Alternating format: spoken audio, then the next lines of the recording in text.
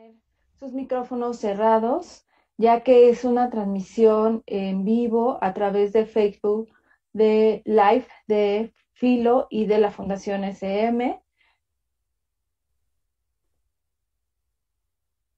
En unos minutos más comenzaremos.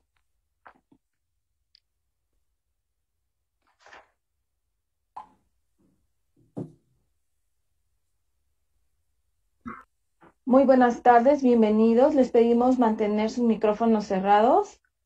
Estamos en transmisión en vivo y esto nos ayudará a que podamos ver a nuestra ponente durante la transmisión y que no se corte. Les agradecemos su comprensión y vamos a iniciar. Adelante, Mario.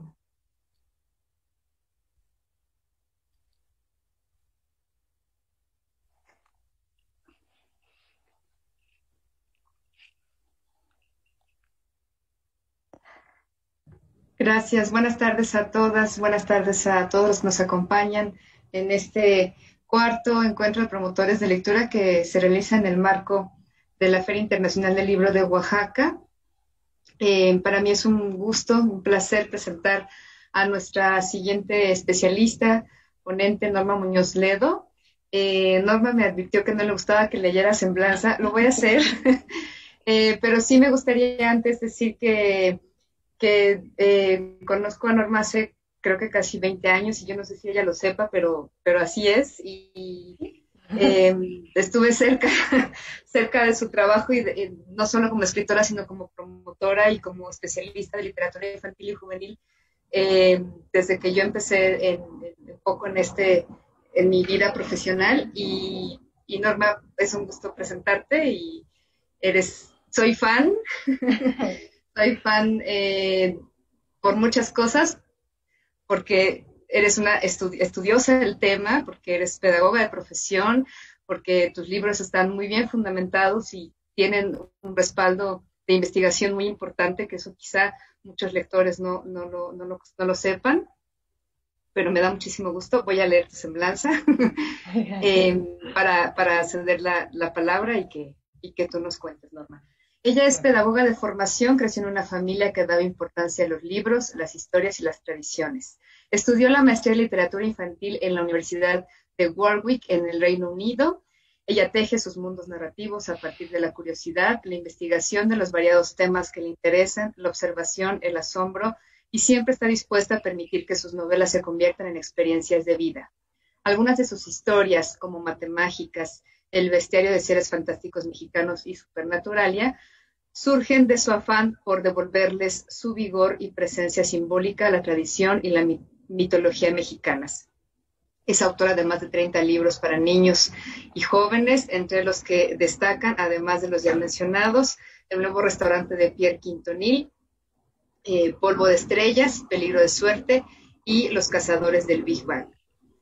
Norma, te cedo la palabra con mucho gusto para escucharte. Este espacio es tuyo, y el público que tenemos, ya lo verás por ti misma, es maravilloso. Así que adelante, Norma, gracias.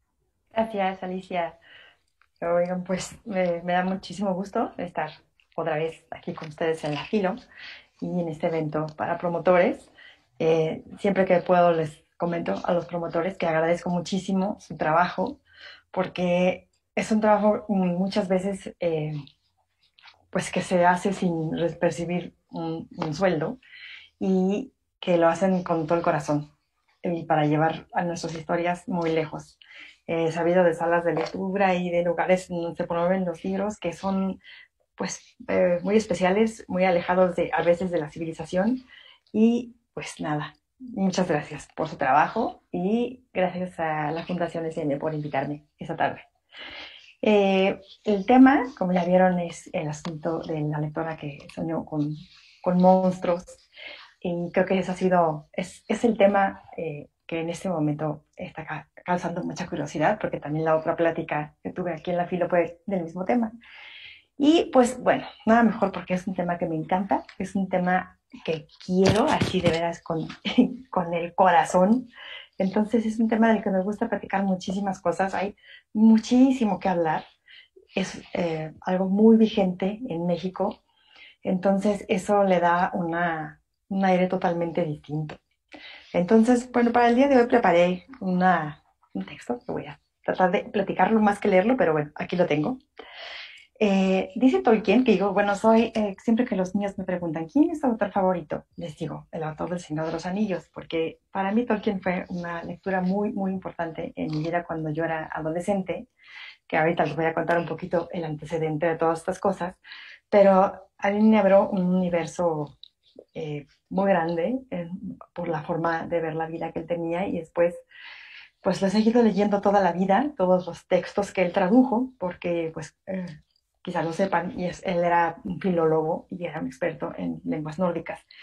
Y era maestro de la Universidad de Oxford y para esta universidad hizo la traducción de un montón de textos antiguos y los he leído todos. Entonces sí soy súper fan de Tolkien y de su historia. Entonces lo voy a citar varias veces. Ahorita van a ver cómo está la cosa con su pensamiento teórico, que era muy interesante. Bueno, él dice que el gusto por los cuentos de hadas no aparece en la infancia sin un estímulo artificial. Sin embargo, sí es innato. Ahí lo tenemos. Y en ese caso, ciertamente no decrece, sino que incrementa con la edad. Ese es totalmente mi caso. Yo tuve mi estímulo artificial, y ahorita les cuento cómo fue. Cuando yo era pequeña, yo soy de esas personas que nunca debió haber ido a una escuela tradicional. Pero mis papás me mandaron a una escuela tradicional. A mí y a todos mis hermanos nos mandaron a la escuela religiosa del barrio. Así fue la cosa. No le dieron necesidad de mandarnos a una escuela que tuviera una propuesta pedagógica un poco más avanzada. Y yo sufrí. Sufrí mucho con la disciplina, con la idea de estarme quieta, de que todos viéramos el mismo tema, al mismo ritmo. Para mí era muy, muy difícil. Entonces, como muchas personas en esta vida, cuando yo me siento triste, me enfermo. Y pues pasé prácticamente todo el preescolar, la prepa, enferma de las anginas. Y ya después las operaron y ya no tuve pretexto, pero durante ese tiempo, pues sí tenía. Y me enfermaba feo, me enfermaba por semanas. Entonces, mi mamá, para que pues, yo no me aburriera tanto, porque las posibilidades de la televisión en ese tiempo eran bastante limitadas y yo todavía no sabía leer bien. Mi mamá se sentaba conmigo y me leyó. Mi mamá ya era una lectora, ha sido siempre una lectora, pero bueno, mi mamá tenía otra historia porque mi mamá quiso estudiar letras y no pudo porque venía de una familia muy conservadora. Este, sí, bueno, la familia de mi mamá, me estoy refiriendo. Entonces, esta familia tan conservadora no la dejó estudiar y dijo que a la universidad solamente iban las locas. Y no fue, pero ella siempre ha sido muy lectora y tiene un gusto bastante refinado. Y en ese tiempo decidió leerme a Selma Lagerlöf, porque dijo, bueno, pues es una autora que escribe para niños, y me leyó el maravilloso viaje de Nils Holgersson a través de Suecia. Yo lo leí muchos años después, como unos 10 años después de esta experiencia, intenté la lectura nuevamente de este libro y me pareció que era muy árido, porque es un libro de geografía sueca para niños suecos. Entonces, en realidad he comprendido con el tiempo que lo que a mí me fascinaba en ese momento era la cercanía de mi mamá, el momento que me ponía junto a ella, me contaba la historia, bueno, me la leía en voz alta, y ese era un momento que en sí mismo era muy mágico. Pero la historia de Nils, que pues, si no la conocen, brevemente les cuento la parte divertida. Nils era un niño muy latoso, muy maloso, al que un duende transforma en otro ser pequeñito, en un pulgarcito, y siendo un pulgarcito se va por toda Suecia, volando a lomos de un pato, que era un pato de su granja. Y bueno, le pasan todo tipo de aventuras, conoce todo tipo de líquenes y de los suelos de toda Suecia, lo que quieran, y después regresa y se tiene que separar del pato porque él vuelve a ser un niño normal. Y es un momento que a mí me dio mucha tristeza. Yo era niño como unos 5 o 6 años y fue la primera vez en mi vida que lloré con un libro. Pero lo más importante, ¿no? O sea, con todas estas cosas que les digo, y otro, bueno, creo que lo que ya les dije fue lo más importante, pero otra cosa muy bonita fue que ya se abrieron las puertas de una literatura donde aparecen estos seres. Y yo estaba muy chica, pero ya que las puertas quedaron abiertas para siempre.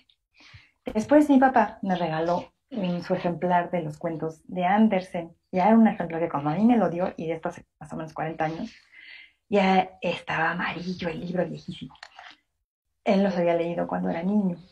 Y lo devoré, yo siendo, pues ahí sí ya sabía leer, pero sí estaba de todas maneras bastante pequeña. Y era Andersen sin ningún tipo de censura. Era ese Andersen cruento, ese Andersen magnífico, eh, pues triste, melancólico, todo lo que usted conoció de Andersen, pero a mí en ese momento y todavía me parece algo absolutamente fantástico en todos los sentidos.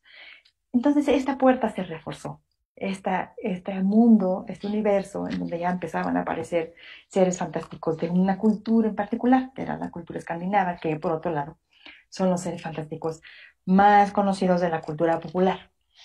Entonces, pues desde duendes, elfos, todos estos seres, hasta por supuesto el fabuloso Thor de las películas de los Avengers. Entonces, todo esto forma parte de esta cultura popular de esta región del mundo, que es muy conocida. A mí me tocó la primera Filiz cuando tenía 12 años, y para ese momento yo ya tenía el gusto por los cuentos populares, y los cuentos de hadas, por ese tipo de historias totalmente establecido. Y me acuerdo que fui con uno de mis hermanos a la feria allí en el Auditorio Nacional, y estaba la editorial Molino. La editorial Molino era la que traía estos cuentos. De hecho, el libro de Andersen de mi papá era de esta editorial, una editorial argentina, que tenía estas colecciones de cuentos muy apegados a la versión original.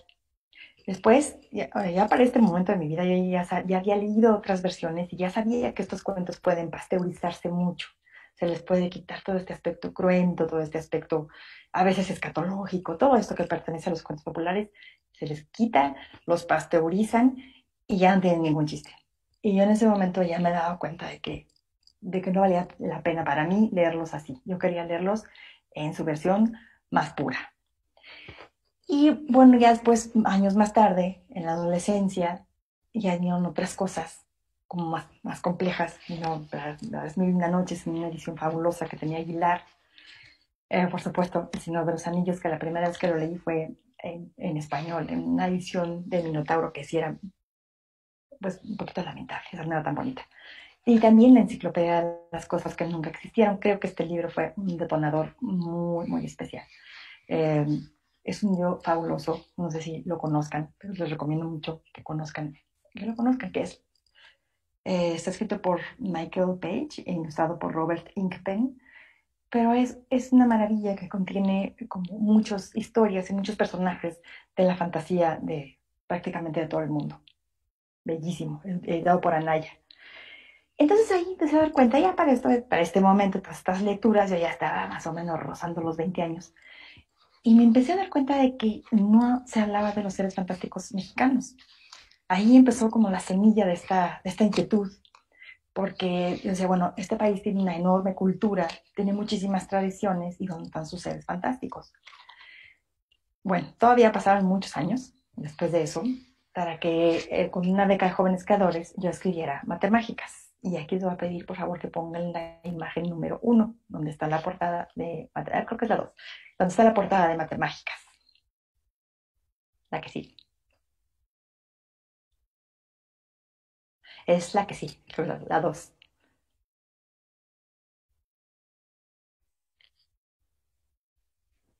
Bueno, Matemágicas fue un libro en su momento ilustrado por Rapi Diego. Siempre se ha seguido publicando y va a cumplir, se publicó en 2001, o sea que ya tiene 19 años de vida este libro, y ahí aparecen 13 seres fantásticos de México. Hay adentro un libro dentro de la novela en donde aparecen estos seres. Bueno, ya podemos quitar la imagen, gracias. Y bueno, pues aquí comenzó la segunda parte de mi viaje. Ustedes no sé si han leído un libro que se llama El viaje del héroe, de Joseph Campbell, en donde él analiza todas las historias heroicas, todas las gestas heroicas, y ve que hay un patrón. Este patrón se siguió, este es un breviario, se siguió cuando se hizo La Guerra de las Galaxias, la primera película que se estrenó en 1977. El patrón se los hizo Joseph Campbell. Entonces siempre hay una invitación a la gesta heroica, y después de la invitación un montón de problemas y pruebas que tiene que pasar el personaje, y el encuentro, por supuesto, con todo tipo de seres extraños. Ahí me pasó más o menos lo mismo, porque el editor de Matemágicas me dijo, oye, ¿por qué no haces un libro que no sean 13 seres fantásticos, sino que sean todos los que te puedas encontrar y es una especie de enciclopedia de los seres fantásticos de México? Porque yo le dije un día, es que hay muchísimos, yo escogía 13, pero hay muchísimos más. Entonces él quería ver a esos muchísimos más. Y yo sabía que iba a ser una investigación muy, muy, muy difícil, porque para encontrar a esos 13, bueno, y a otros tantos que sí efectivamente dejé fuera, pues resulta que tuve que ver recopilaciones hechas por antropólogos y por lingüistas, que son, no, pues, no tienen ningún fin literario, el único fin es conservar estas historias, hacer un registro de estas historias, pero no tienen ningún fin literario. Entonces muchas veces están escritas exactamente como las contó el informante. Esto es una cosa muy interesante que ahorita os voy a enseñar un ejemplo. Y yo sabía que iba a ser un trabajal, así como para de veras decir vamos a hacer una enciclopedia, era un trabajal. Entonces yo dije sí, pero no dije cuándo. Entonces sí me puse a hacer otras cosas. Y en ese tiempo, que fueron varios años, hubo dos cosas que no menguaron. Ni el interés del editor, ni tampoco mi interés en el tema. Entonces él siguió insistiendo y yo, pues mi curiosidad siguió creciendo. Y en eso estaba yo, dicen que los escritores, cuando estábamos atrás de un tema, nos llegan como las ayudas, nos llega quien nos va a decir, que nos va a responder. Y eso es una cosa que sucede muy, muy comúnmente. En este caso, conmigo llegó un editor que había trabajado en CONAFE. Quizás ustedes sepan que CONAFE tiene una colección, yo no sé si todavía la distribuyen, es una colección muy bonita, eh, muy especial, en donde también hay como segmentos por estados, por regiones de tradiciones orales populares, y entre ellas hay algunas que son, bueno, muchas que son de este tipo de seres. Hay diablos y hay cuentos de diferentes regiones y así. Entonces él me dijo, ese archivo que CONAFE tiene en su poder y donde están todas estas historias, lo tienes que leer porque es una cosa maravillosa. Él había participado en la hechura de esos libros y sabía que había mucho material que no se había incluido. Entonces, pues yo dije, pues voy a aquel edificio que estaba en la colonia Cuauhtémoc y pues voy a tocar la puerta. Y pues al tocar la puerta del director de publicaciones, tuve un golpe de suerte. Ese fue uno de los golpes de suerte más bonitos que tuve con este libro, que él no tenía la menor idea de este archivo. Es decir, los cuentos que se distribuían existían desde antes, pero él no sabía cómo se habían hecho. Entonces me dijo, bueno, pues mira, yo no quiero que te vayas de aquí pensando que los funcionarios públicos no funcionamos. Entonces yo voy a encontrarte ese archivo. Y ahí enfrente de mí hizo todas las llamadas de teléfono necesarias hasta que encontró el archivo, que estaba en el primer piso del edificio, custodiado celosísimamente por varios funcionarios, 3 funcionarios que estaban así, pero me miraban con absoluta desconfianza. Y ya después supe por qué. Cuando empecé a conocer el archivo, empecé a ver qué era aquello. Era una maravilla. Yo no sé si exista todavía. El archivo se llamaba Proyecto de Investigación y Recopilación de Tradiciones Orales Populares. Era verdaderamente una maravilla. Estaban, bueno, antes tengo que decir, CONAFE hizo estas recopilaciones entre 1986 y 1996 con créditos del Banco Mundial. Entonces, sí fue una cosa a la que le dedicaron pues recursos importantes a hacer la investigación. A lo que no le dedicaron fue a la conservación, porque ya cuando yo vi el archivo, pues eran unas carpetas con textos únicos que habían recopilado antropólogos, personas del lugar que les sabían leer, veían la convocatoria y decidían enviar sus historias, sus relatos, o los instructores comunitarios que, como ustedes saben, llegaban a los lugares más alejados a los confines, a los lugares en donde la SEP no encuentra suficientes habitantes como para poner una escuela, pero puede haber un aula comunitaria. Y hasta allá llegaban los instructores y ellos eran quienes hicieron una parte de esta recopilación. Fue una cosecha de historias en todo el país maravillosa, pero eran textos únicos en una carpeta. en carpetas, bueno, en cientos de carpetas, también había audiocintas. Y algunos estaban escritos con papel, con lápiz, en papel revolución. Ya en ese tiempo, que fue en 2005, se estaban borrando. Por eso les digo que entonces todavía exista ese archivo que era una joya. Entonces, no solamente traía, bueno, traía sobre todo todo tipo de cuentos, recetas, chistes, adivinanzas, historias de cómo entró la luz o el agua a un lugar, y algunas historias de narcos. Pero ahí, entre todo aquello, de pronto aparecía, casi como para mí, como la pepita de oro del campusino, aparecían estas historias, estas narraciones, en donde testigos, eran crónicas testimoniales, que explicaban lo que les había pasado en el encuentro con un ser fantástico.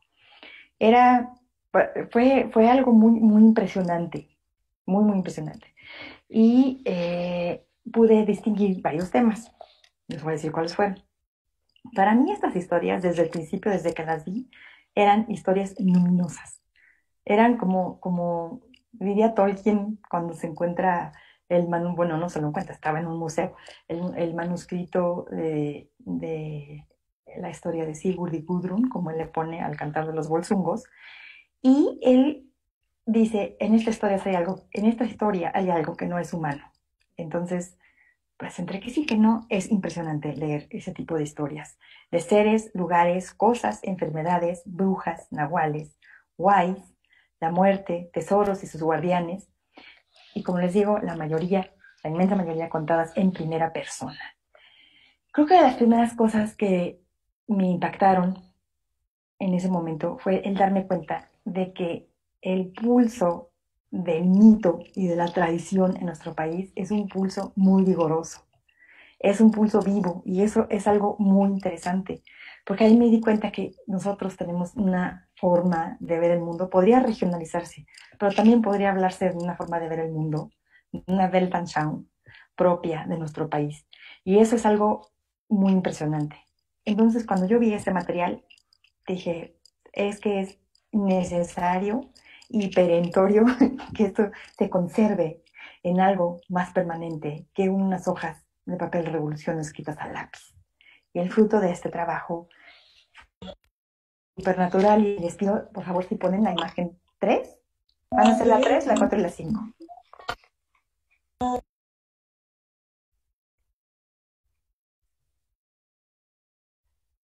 Esa fue la primera edición de Supernaturalia, que tuvo un prólogo de Alfredo López Austin, muy, muy bonito el prólogo, y bueno, las ilustraciones de Antonio Helguera y José Hernández son fabulosas y se conservaron en la siguiente edición. Esta edición ya no se vende, pero la siguiente, les pido por favor que muestren la siguiente imagen.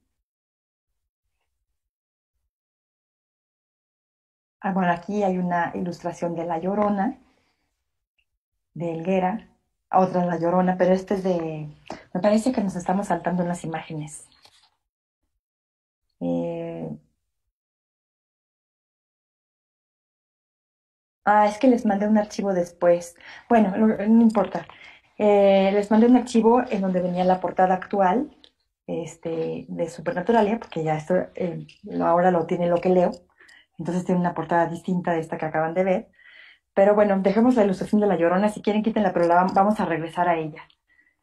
Eh, lo que pasa es que los textos que estaban en la presentación que mandé posteriormente, los textos que estaban en ese archivo, muchos estaban en un español, ya podemos quitar la imagen, gracias, estaban escritos en un español muy limitado, muchos, muchos, y eran, por ejemplo, no tenían reglas de ortografía, no tenían separación, entonces era un lenguaje que tenía que leerse en voz alta para entender lo que estaba escrito en muchos, muchos de esos textos que estaban ahí en el archivo del Tirtop. O sea, era la oralidad en un sentido bastante, bastante puro.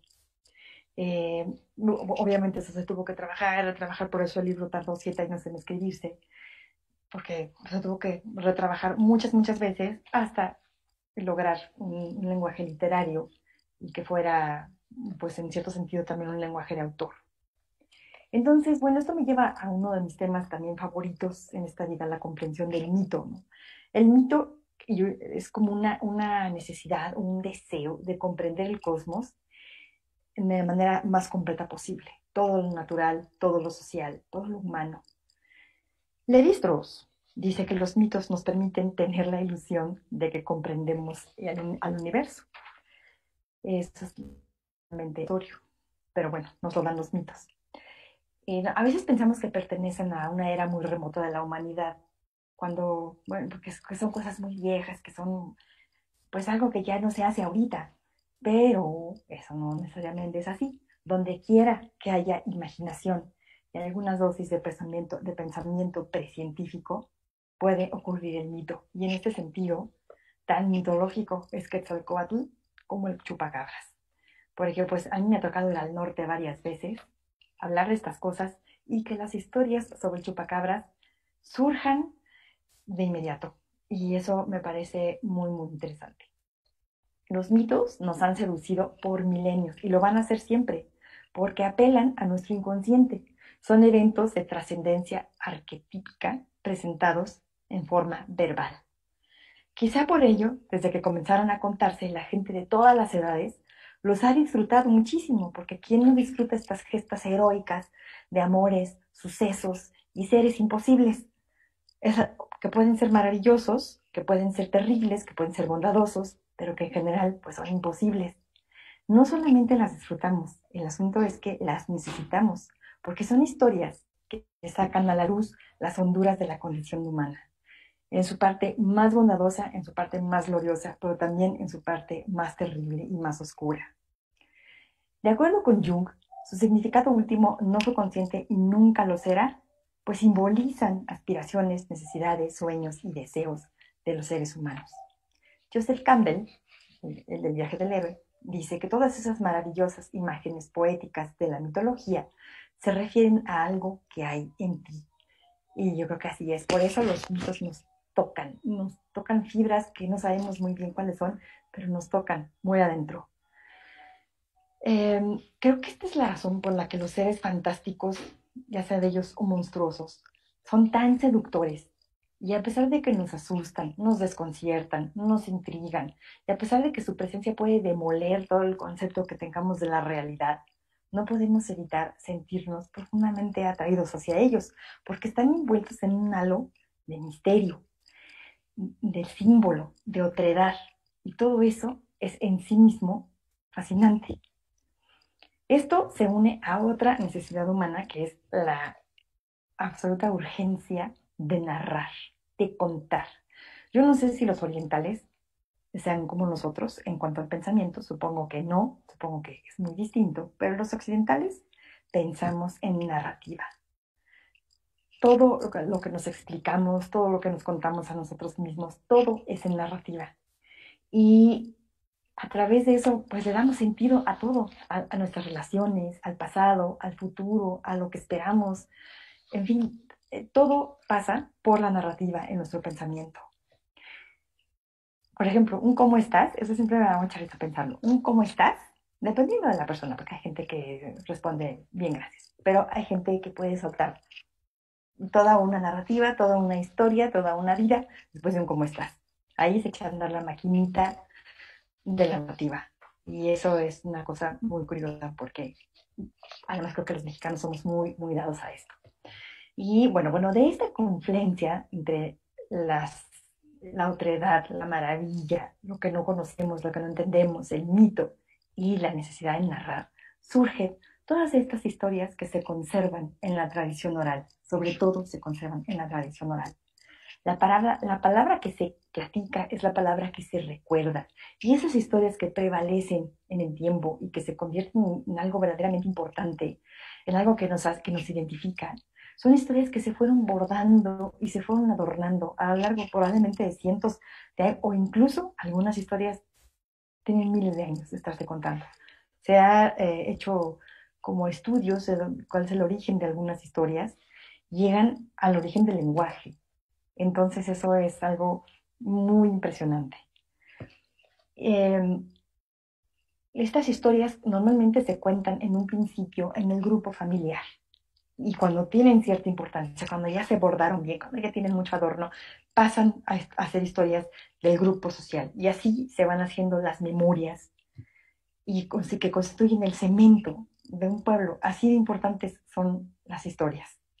Y ahorita vamos a platicar de algunas que se van a dar cuenta cómo nos reconocemos en ellas y cómo nos identifican. Entonces, sí es algo muy, muy interesante.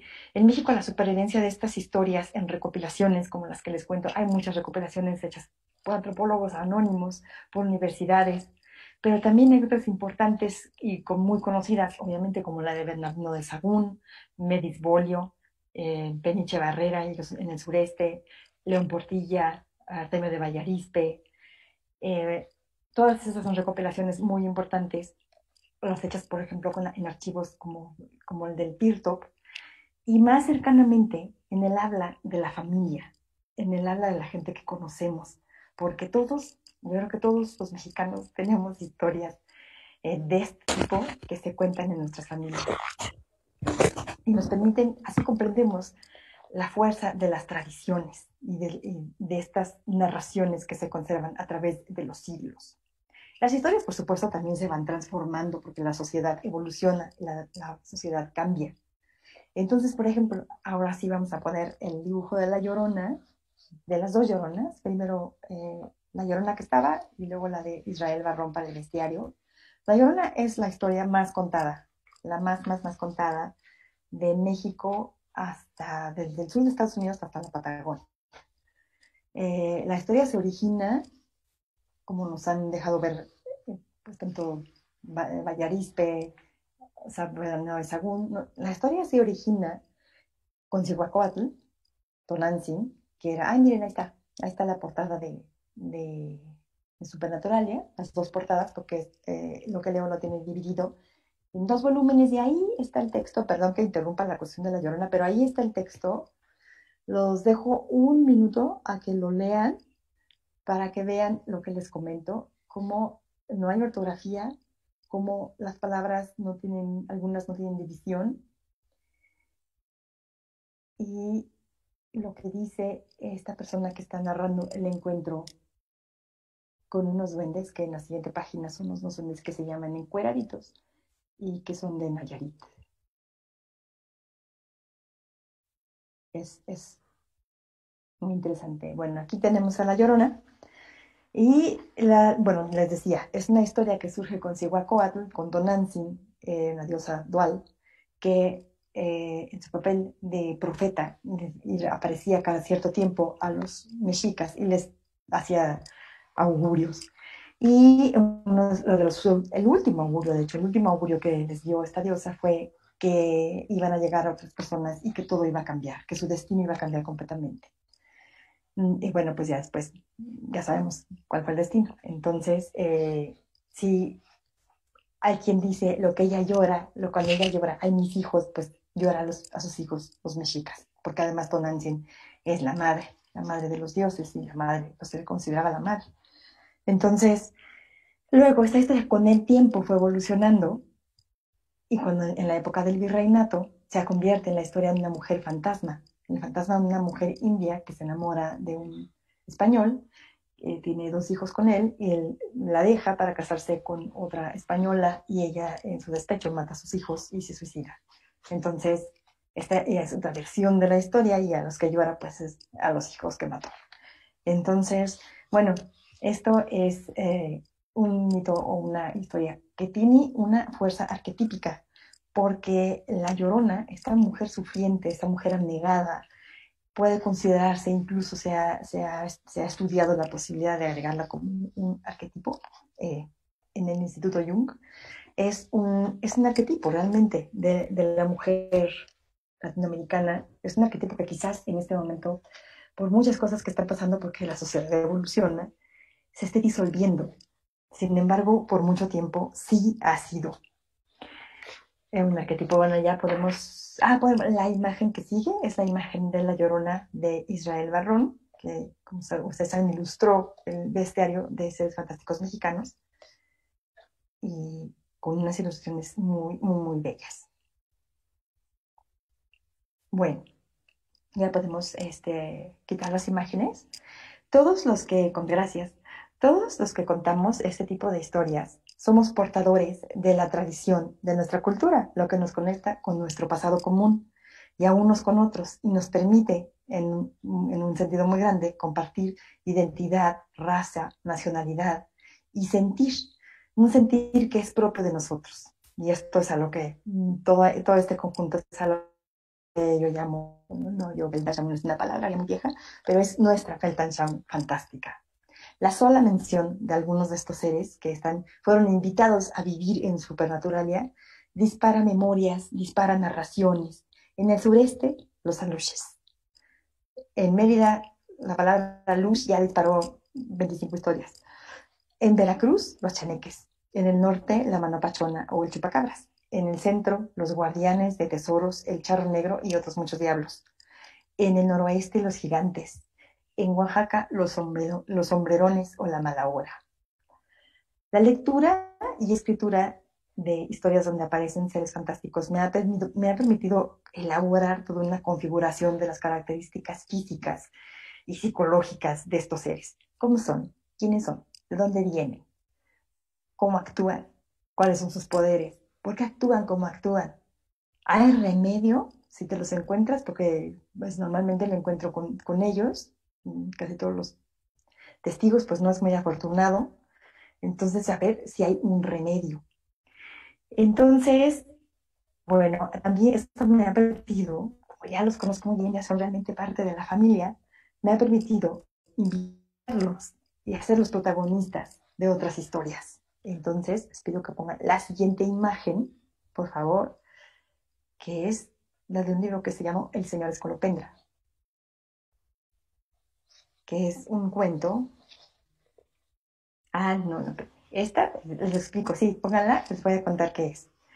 Esto, como les digo que ya los conozco muy bien, esto es una cosa muy divertida que pudimos poner en la primera versión de Supernaturalia porque era un libro que tenía más páginas. Entonces, en este caso es un cuadro, aparecen muchos cuadros, pero es el grado de hostilidad hacia los humanos. Este grado de hostilidad lo puse aquí. Como ven, hay unos que son bastante peligrosos y que es malísima idea encontrárselos, y otros que, bueno, puede ser menos peligroso. Pero esto viene a cuento porque ahorita vamos a platicar un poco del asunto del miedo. Entonces algunos de estos bichos sí son realmente muy peligrosos. Ahora sí ya podemos poner la siguiente diapositiva, por favor. Ahí está el señor Escolopendra. Esta es una de las muchas versiones de señores Escolopendras que existen, ilustrada por Luis San Vicente, que es simpático, pero también es un poco terrorífico. Y les pido también que pongan la siguiente diapositiva. Este es el bestiario. Es ilustrado por Israel Barrón. Les pido que pongan la siguiente, por favor. Otra naturaleza ya es diferente. Otra naturaleza es una elaboración más elevada de los cuentos, de estos seres, de la presencia de estos seres. Ya no es tan cercano a la narración, a la tradición oral. Esto ya es una elaboración. Y este es una colección de cuentos que sí dan bastante miedo. Incluso a los adultos, y creo que incluso a mí cuando los escribí. Y la siguiente diapositiva, por favor. Los Cazadores del Big Bang es una novela que trata de otros temas, pero en la que aparece un hada. Las ilustraciones son de Julia Díaz, a la que se le conoce como Julia D., que por cierto vive en Oaxaca. Y me encanta aparece un hada en la novela y me encantan las ilustraciones que ella hizo del hada, porque en la novela pues sí aparece más como una mariposa, en la que de pronto se dan cuenta que no era una mariposa, y me da mucho gusto cómo lo hizo ella, porque realmente es mucho más mariposa que hada, pero aquí es una aparición todavía más elaborada, más sofisticada de estos bichos, como les digo yo. Ya podemos quitar la diapositiva, gracias. Entonces, aquí vamos a pasar a un asunto que son las dos preguntas que hacen los niños siempre, y una de ellas compartida con muchos adultos. Las dos preguntas son: ¿has tenido un encuentro con un ser sobrenatural? Y la otra, por supuesto, ¿existen? Esta es la que hacen los niños con gran frecuencia. Y detrás de estas inquietudes, el que se balconea en realidad es el miedo. Según los expertos, el origen del miedo es la percepción del peligro en todos los sentidos posibles. Miedo a morir, a que alguien nos lastime física o emocionalmente, miedo a accidentarnos, a enfermarnos, a la pobreza, miedo a que algo nos pase. ¿Quién sabe qué? Algo nos pase. Miedo a uno mismo. A veces el miedo es a algo real. Por ejemplo, en este momento, el miedo al coronavirus, el miedo a enfermarse y concretamente a enfermarse de COVID. Es un miedo patente, es un miedo que se siente. Pero en otras ocasiones el miedo es a algo supuesto, algo irreal, algo que no está presente o ni en este momento y a lo mejor que tampoco está presente físicamente, como por ejemplo el miedo a los agujeros negros. Es conocido a varios niños y niñas que tienen miedo a los agujeros negros porque, pues esto que se cuenta, ¿no? Que los agujeros negros devoran todo lo que está a su alrededor y que quién sabe qué le pasa a lo que se va dentro de un agujero negro y que en el centro de toda la galaxia, incluso la nuestra, hay un agujero negro. Bueno, esa cuestión a muchos niños les causa muchísima ansiedad y miedo verdadero, a pesar de que estamos muy lejos del agujero negro. El miedo, como todas las emociones, produce efectos fisiológicos en la química del cerebro. El miedo es una cosa muy reactiva y hasta cierto punto es algo incontrolable. Y por otro lado, esto es también muy interesante, se desarrolla en los contextos familiares y sociales, pero sobre todo en los contextos familiares. Y hay otra parte del miedo que viene con el ADN. Por ejemplo, yo recuerdo que mi abuela, cuando yo era chica, yo tenía 3 tías y una abuelita, o sea, eran como 4 abuelitas, porque mis tías le llevaban muchísimos años a mi mamá, entonces ya estaban grandes. Y todos los viernes íbamos a cenar con ellas. Bueno, la cantidad de historias que surgieron por las pláticas de sobremesa con mis tías eran, bueno, todo tipo de historias de familia, justo estas historias del rancho, del charro negro, porque ellas tenían un rancho. Y también, ahorita les cuento que la historia del mago Siraspi, que fue una de las primeras novelas que escribí, es una historia verdadera. Bueno, está novelada, pero la historia verdadera del mago Siraspi la contaron ellas en una plática de sobremesa. Y mi abuela tenía pavor al fin del mundo. Era una obsesión el asunto del fin del mundo. Entonces leía las profecías, era experta en Nostradamus y todas esas cosas le daban muchísimo miedo. La verdad es que el miedo al fin del mundo no lo heredé, pero sí había mucho miedo a las arañas en casa de mis tías. Y el miedo a las arañas para mí es una cosa incontrolable. Yo creo que sí roza con la aracnofobia. Y después he estado averiguando porque digo, bueno, ¿de dónde? Yo nunca he tenido, la verdad, ningún mal encuentro con una araña. Nunca me ha picado ninguna que me cause un efecto gravísimo acá en el hospital y al borde de la muerte o que me haya tocado dormirme con una tarántula en la panza o una cosa de esas así traumáticas. Nunca. Entonces, ¿por qué tanto miedo? Y aquí lo que he averiguado es que es un miedo evolutivo, porque pues allá cuando los primeros homínidos, pues los homínidos eran muy distintos a nosotros y las arañas también eran muy distintas a las que hay ahora. Entonces, eran mucho más grandes, mucho más peligrosas y pues era muy mala idea encontrarse con una de esas. Aunque el veneno no fuera, la picadura no fuera la mordedura, porque muerde, la mordedura no fuera mortal, sí dejaba al homínido pues mal, lo puede dejar mal varios días. Y en esos tiempos, pues quedarse mal varios días podía significar la muerte, que si no era por la araña, pues por otra cosa. Entonces era muy mala idea tener un encuentro con una araña, un mal encuentro con una araña. Y eso fue una cosa que con el tiempo, con los millones de años de evolución, sí creó una cuestión pues atávica. Es un miedo muy incontrolable. Y como ese miedo, pues hay otros muchos. Es esa respuesta de me quedo y peleo o mejor me voy de aquí. Entonces, eh, pues el miedo sí es una cosa, es algo que hay que aprender a reconocer porque vivimos en una sociedad que no nos enseña a reconocer el miedo. Y yo creo que en la actualidad la mayor parte de las personas tienen miedo de algo. A veces es algo que se puede verbalizar, pero muchas veces no. Es simplemente un algo. por ejemplo, en los últimos meses, con todo lo que sabemos que ha pasado, muchos adultos me han dicho los siguientes miedos. Tengo miedo a morir, tengo miedo a enfermarme, tengo miedo a que tengan que hospitalizarme y tengan que pagar una cuenta de hospital enorme. Tengo miedo de que llegue al hospital y no haya una cama para mí. Tengo miedo de quedarme solo, de que muera un ser querido. Entonces, no son miedos tan chiflados, ¿no? Son miedos cercanos, son miedos posibles. Y después, por ejemplo, los niños, las niñas tienen otros miedos derivados de todo esto. Y aunados a otras cosas, por ejemplo, miedo a que mueran sus papás, sus hermanos, sus amigos, la maestra, miedo a estar solos, miedo a no regresar a la escuela, miedo a que la gente no traiga el cubrebocas puesto, miedo a las multitudes hipotéticas, porque ahorita realmente no hay multitudes, pero miedo a los lugares en donde hay gente, aunque sea muy poca gente, pero hay gente, no entremos porque hay gente. Y miedo también al futuro, miedo al cambio climático, miedo a la contaminación. A veces estos miedos y otros muchos pueden identificarse y verbalizarse, al menos pueden ser reconocidos por quien los siente, pero muchas veces la inmensa mayoría de los miedos se convierte en una sensación de ansiedad no identificada, pesarosa, que causa desagrado y que no sabemos muy bien qué es.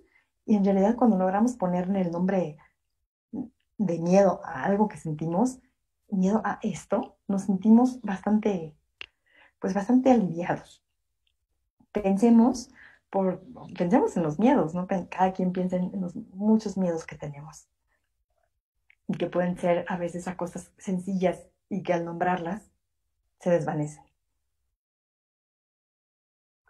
Por eso creo que una historia que tiene un grado de miedo, esa que te provoque un susto así, pegar el grito, o en la que el miedo se vaya formando acumulativamente, poco a poco, como en las historias de Lovecraft, ¿no? Que el monstruo iba apareciendo poco a poco, y primero la pata, y luego el ojo, y luego la baba, y así hasta que pues ya sabías más o menos, llegabas a entender qué era lo que había, o no, o nada más veías los vestigios, como en las montañas de la locura, que nada más hay aquel silbido que ya sabías que era el monstruo, y el monstruo capaz de construir ciudades inmensas en aquellos, pues, en aquellas montañas gigantescas, y dices, ¿quién pudo haber estado aquí? ¿Qué clase de bicho tenía la fuerza para estar aquí?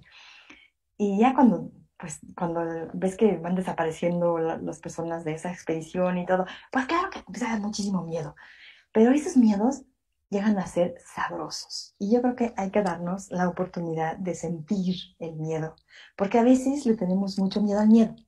Entonces, no es raro, y creo que me ha tocado cada plática que he dado con Israel Barrón sobre el bestiario, que a él le preguntan, ¿por qué dibujaste unos seres que dan tanto miedo? ¿Por qué hiciste a estos bichos tan temibles?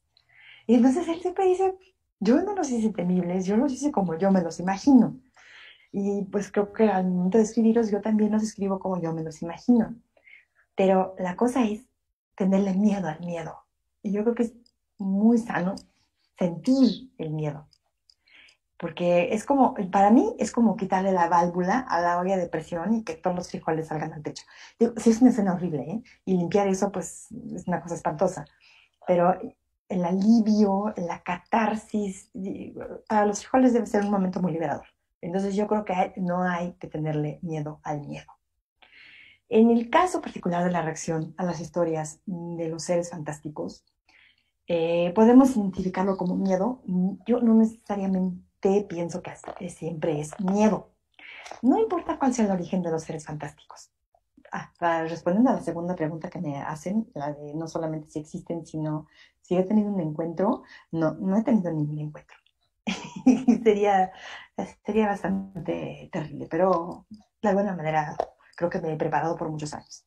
No importa cuál sea el origen de los seres fantásticos, podemos pensar que son producto 100% de nuestra imaginación, de esas partes más oscuras, de esa sombra absoluta, de eso primitivo, o de eso también que anhela lo más bello, porque sí hay seres que pueden ser muy bellos y que pueden representar, pueden ser portadores de un significado muy bondadoso. como el cholito de la suerte, el cholito de la suerte que todo el mundo lo quiere. O podemos considerarlos también habitantes de otra frecuencia vibratoria que por alguna razón que la física no ha alcanzado a contestarnos, de pronto se deslizan a esta realidad. Seres más antiguos que la humanidad y que en general son indiferentes a nosotros. El asunto, ya sea que pensemos cualquiera de las dos cosas, es que nos mueven uno de los miedos más profundos, más ancestrales y más salvajes, que es el miedo a lo desconocido, que era cuando le preguntaban a Lovecraft que cuál era el peor de todos los miedos, siempre decía, el miedo a lo desconocido. Porque claro, o sea, te pueden también un montón de cosas que más o menos sabes de qué se tratan, pero lo que no conoces, lo que no sabes qué va a ser y de qué se va a tratar, ese sí es un pavor que prefieres ni pensar en eso. Las características físicas y psicológicas de estos seres nos pueden resultar, en el mejor de los casos, alienantes y en el peor, francamente, espantosas. Porque estas criaturas suelen ser ajenas al canon de belleza, pureza y verdad, al canon de lo normal con el que nuestra psique occidental está absolutamente configurada y de lo cual somos casi completamente inconscientes. Estos seres nos sacan totalmente de ese balance y nos dicen que la realidad puede no ser como nos la contaron. Con respecto a la escritura de supernaturalidad, yo les voy a contar lo siguiente. Conforme pasaban los meses leyendo este mar de historias del Pirto y haciendo entrevistas con personas que sabían del tema, una noción se fue hundiendo en mi intelecto, en mi razón, poco a poco, no fue de golpe, pero sí se fue hundiendo. Las historias eran principalmente testimonios. No tenían aire de leyenda, eran crónicas testimoniales de informantes. Todas las lecturas de mi infancia, todas estas que les conté, todos los cuentos populares, de pronto comenzaron a tener otro sentido. Y el entendimiento vino desde la intuición. Hay una forma de ver el mundo distinta que la mía, que en ese momento estaba escribiendo el libro, y de todos los que probablemente comparten una forma similar de ver el mundo a mí. Entonces, hay una forma de ver el mundo distinta que es cotidiana para ese México profundo, para este México del monte, de la sierra, del campo, de las comunidades agrícolas, de las comunidades de pescadores, de una serie de contextos no urbanos, porque es muy raro que estas historias surjan en contextos urbanos.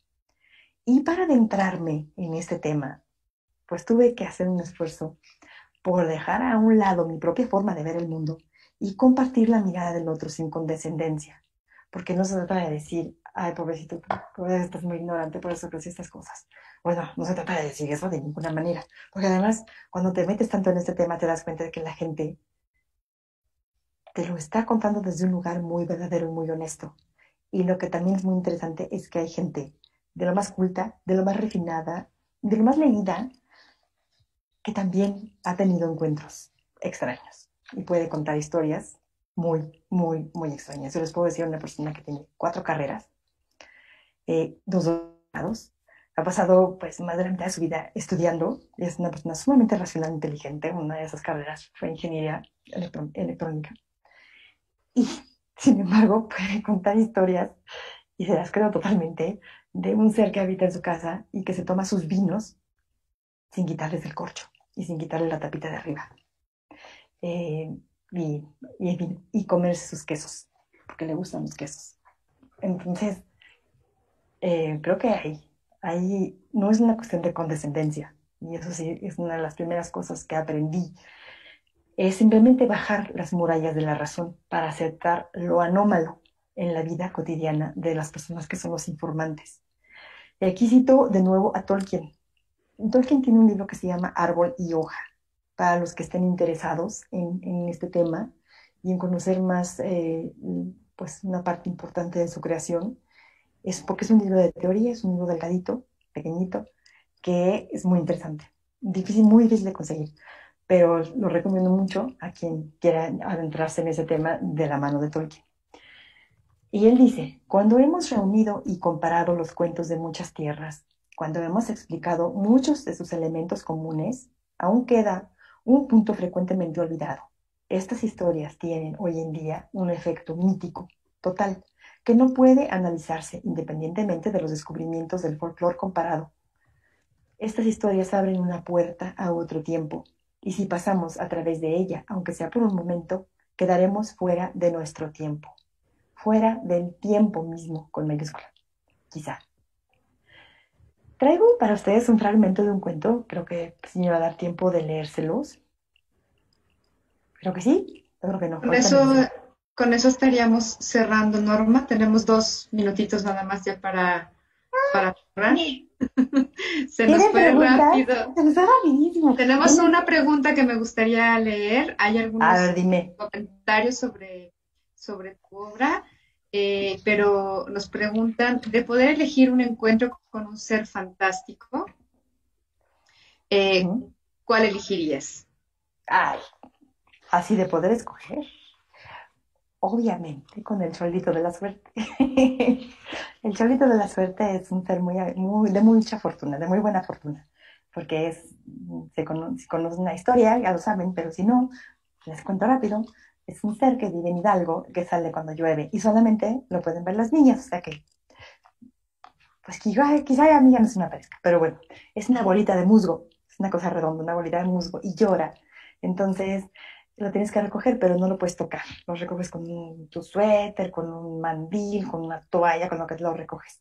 Te lo llevas a tu casa, lo limpias, le das de comer y lo escondes, porque nadie debe verlo y a nadie debes contarle, porque si lo cuentas, se va. Pero si no lo cuentas y lo cuidas, te va a dejar monedas de oro, te va a dejar monedas de oro todas las mañanas, para siempre. Ese sería, pues, muy afortunado encontrárselo. Claro, qué buena elección, Norma. Agradecemos muchísimo tu participación en este encuentro de promotores de lectura, Norma. Tenemos algunos comentarios, pero ya no nos da tiempo de leerlos. Es una transmisión en vivo y está ligada a otro evento. Nada, solo agradecerte esta charla que estuvo tan maravillosa. No sé si, Nubia, que te veo por ahí, quieras comentar algo para cerrar. Nada. Yo lo que quiero es aplaudirle, y si todos nos sumamos, un aplauso por esta maravillosa conferencia que nos acabas de dar, Norma. Ay, gracias. Muchas gracias. Me gusta que violentemos Zoom con los aplausos. Muchas gracias, querida Norma, un gusto poder escucharte. Gracias, Alicia. Pues seguimos con otra actividad. En este momento vamos a pasar a la mesa redonda. Bueno, no en este momento. a las 6 de la tarde, exactamente, los esperamos en la mesa redonda, Los Palpitos de la Lectura, de Almadelia Murillo, Yasnaya Elena Aguilar y Gabriela Walketing, donde nuestra querida Nubia va a ser quien modere. Y pues los esperamos ahí en unos 30 minutos, por favor. Agradecemos mucho a nuestra querida Norma y esperamos pronto volver a tenerte en otro encuentro y que sigamos hablando de estos seres de fantasía y de estas tantas leyendas que tiene nuestro México querido. Sí, claro. Gracias a todos. Cerramos transmisión.